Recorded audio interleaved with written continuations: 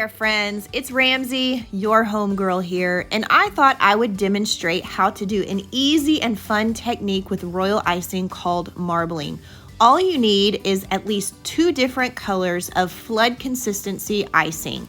Place the base color in a bowl and pipe your second color over your first, as I'm doing here in the video, just in random wavy lines. There's no skill involved whatsoever.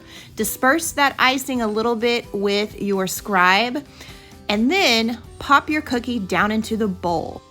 When you lift your cookie back up, you will feel some pressure, so be careful not to pull too hard because that can break the cookie. There will be some icing that dribbles down, but that's totally fine because it helps enhance the pattern on top of the cookie. Give it a good shake so it helps disperse the icing a little bit more, and then you'll want to grab your scribe and pop any of those pesky bubbles that you see on top. When you're ready for round 2, go ahead and pop in some more of that top color icing just to help give it a little bit more of the marbling effect.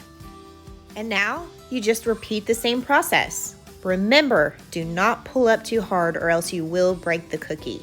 Let it dribble down back into the bowl just a little bit more. Give the cookie a good shake once the icing has settled, and then you're gonna want to pop those bubbles. Bubbles just kind of come with the territory when it comes to marbling.